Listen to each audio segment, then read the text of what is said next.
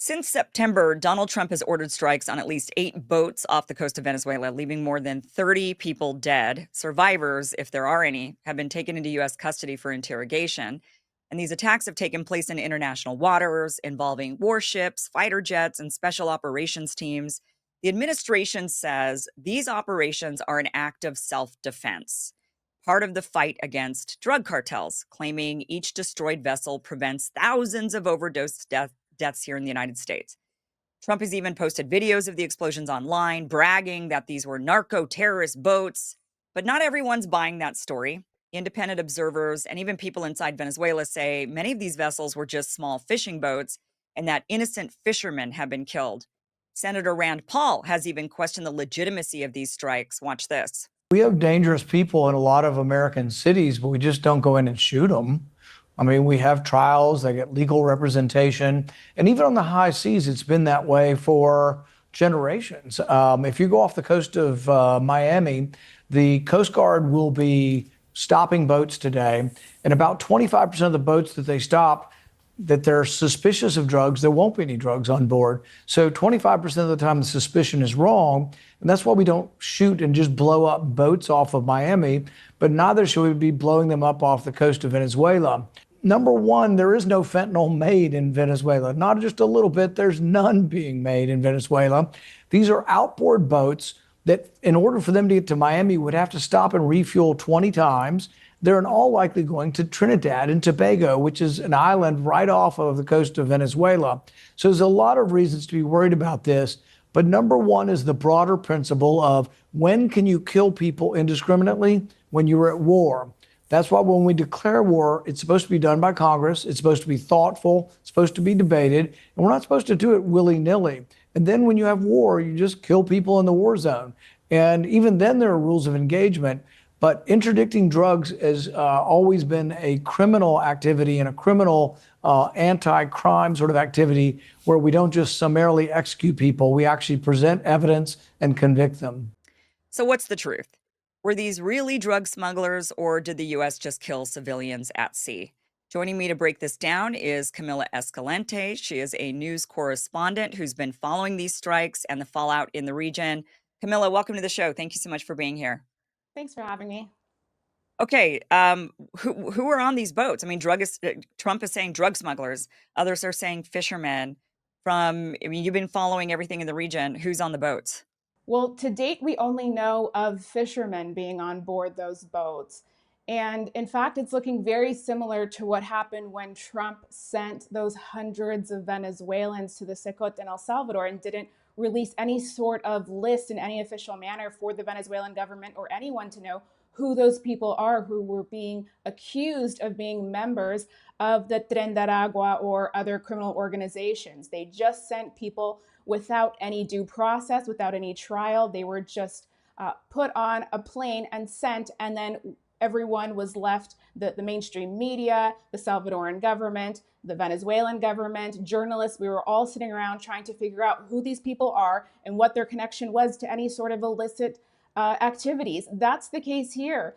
We're still trying to figure out who these people are. Now it's in the 30s. Over 30 people have been killed in various airstrikes on these different boats since September, and we don't know the identities of most of them. There's no list.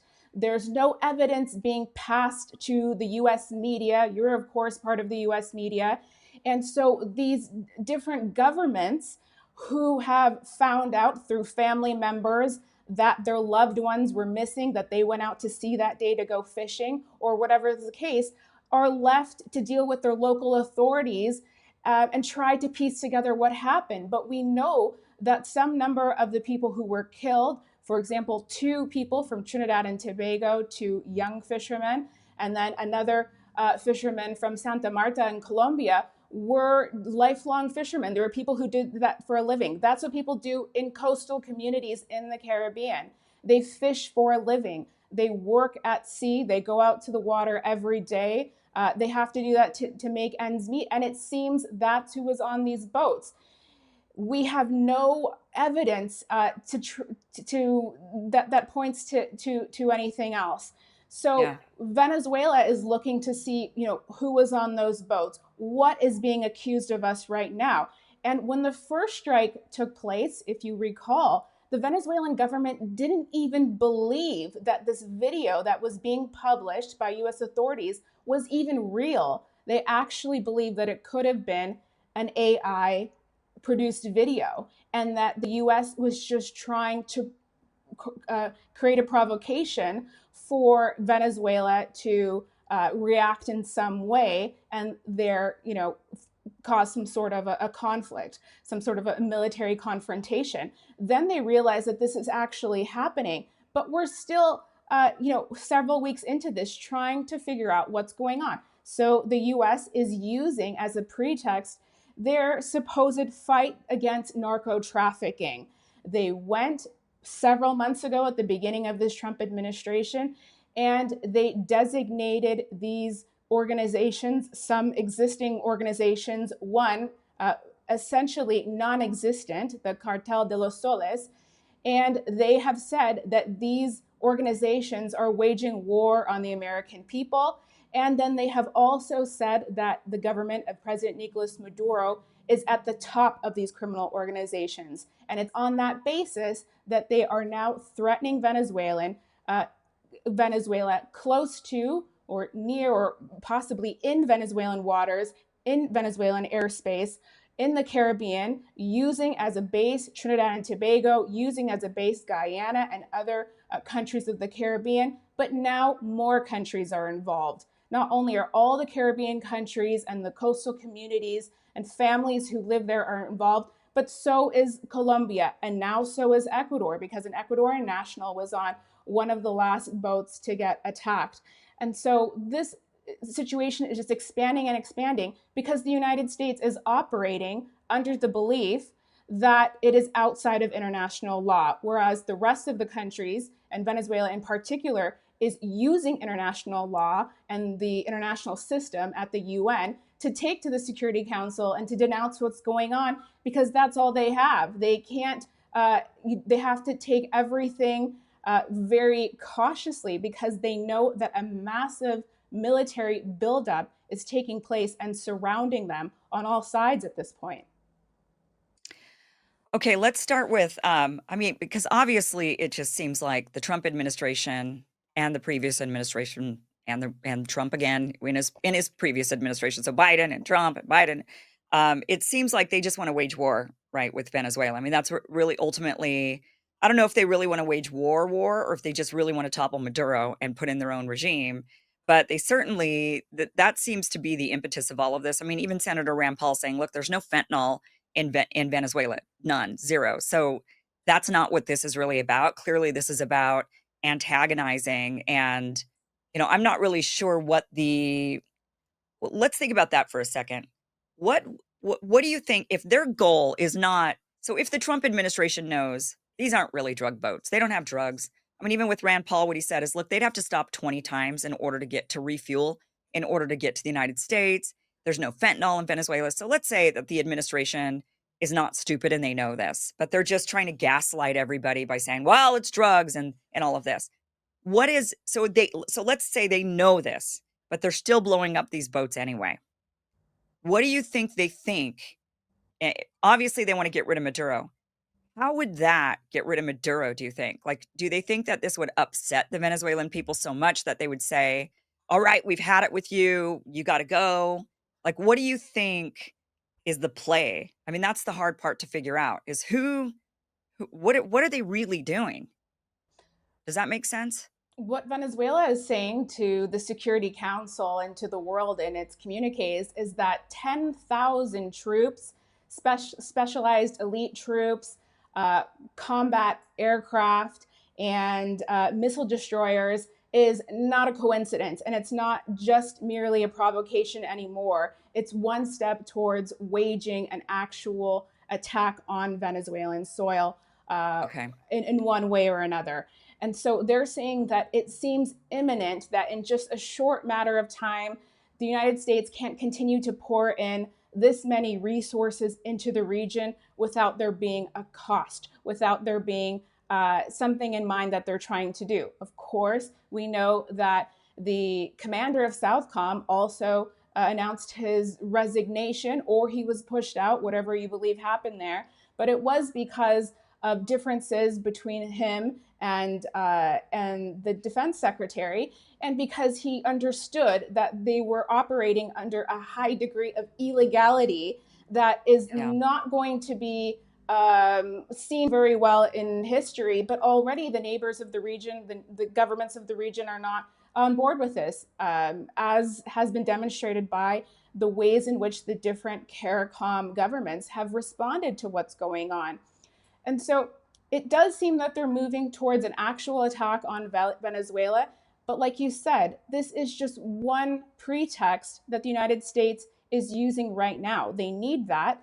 But in the past, it has been so many other things. In the past, it was about human rights. It was about democracy. It was about transparency and fairness of elections. It was about persecuting opposition leaders. It was about everything imaginable. And we've seen them operate in the same way when they attack Nicaragua, when they attack China, when they attack Iran. They're always coming up with a new reason why the American people need to believe that they're the baddies, that the Venezuelan government are the bad guys, and we have to go after them. So right now, they're going back to claims that they made in the first administration of Trump, which said that narco trafficking was, being given a platform by this government. And there's other things that they're starting to say, the Republicans are beginning to say, which have been said previously, and they're reviving them now. Now, not only are they accusing Venezuela of being involved with Tren de Aragua and Cartel de los Soles, but they're also saying that there is an increasing presence in the region of Hezbollah and of Hamas, and that they are embedded with the forces aligned with Gustavo Petro and the left in Colombia, as well as on the left in countries like Bolivia, Brazil, and Venezuela. So they're fabricating all sorts of things in order to try to manufacture the consent for what they're going to be doing next. So it seems like maybe they're blowing up these fishing boats in order to antagonize Venezuela. So that way, if Venezuela then attacks a U.S., because look, what else are you going to do? I mean, that's a legitimate reason to attack a country. I'm sorry, but if you're blowing up their fishermen, you have every right, I think, to attack back to defend yourself. So but of course, what will Trump say? What will the administration say? If Venezuela attacks, they'll say, that means war. Finally, we get the war that we want. We're just defending ourselves, right? It's an excuse for we're defending ourselves when in reality we've been blowing up fishermen or whoever they are. But like Rand Paul even says, there's no fentanyl coming out of Venezuela. So that is not the truth. What the government is telling us isn't the truth.